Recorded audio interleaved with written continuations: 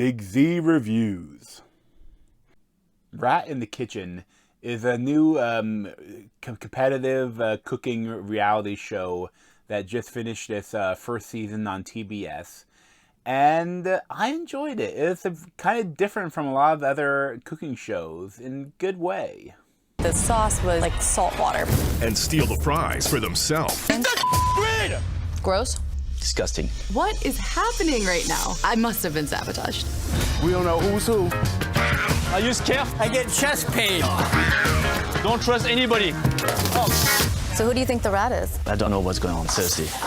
So the two hosts and judges of Rat in the Kitchen are the comic Natasha Leggero and the French chef Ludo Lefebvre.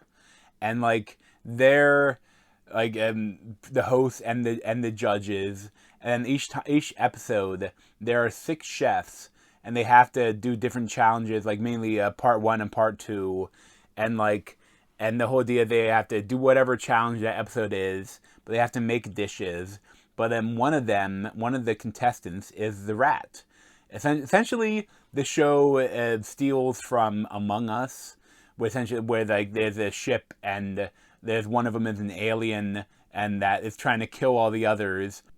And to win the game, you have to out the person that is actually the alien. And this is that in the food show, where like one of them is a rat in the kitchen, and throughout the show he'll be trying to sabotage all the dishes. And like for each dish, in the part 1 and part 2 of the competition, they get a certain amount of money. And if it's a pass, the money goes to the bank of the chefs that aren't rats. And if it's a fail, it goes to the bank of the rat. And at the end, if they're able to successfully guess the rat, the other 5 chefs get the money. And if they aren't able to successfully get the rat rat gets whatever money there is. So it becomes a really interesting game for the viewer, and I feel like for the contestants. Because each time, like, you're trying to figure out, who it might be. And of course, because it's edited and it's like, produced, like they show you specific things.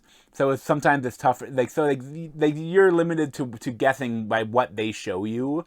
But at the same time, it's really interesting. Like a couple of times, like I knew straight up, like, okay, that's the rat. But other times you had no idea who the rat was. And other times you were like, because it's kind of interesting because a person might be the rat, or they might just be a horrible chef. And two, like you might think it's the rat because they're around everything that's happening, but it might be a person next to them that's sabotaging them. And two, they also like some of the people, there are real people.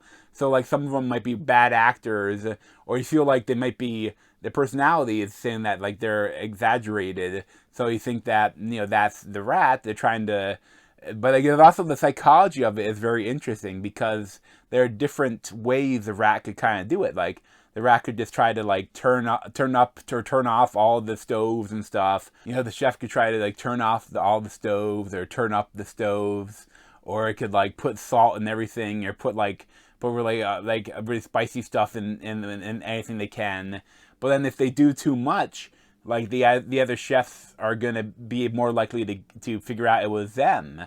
So it's like also, but like the one thing I wish that they had more of, I know the end is a cooking show, but like one of the things that Among Us has is that like when they get around to debate who it is, and then they throw someone off the ship, like they never really are able to debate among each other.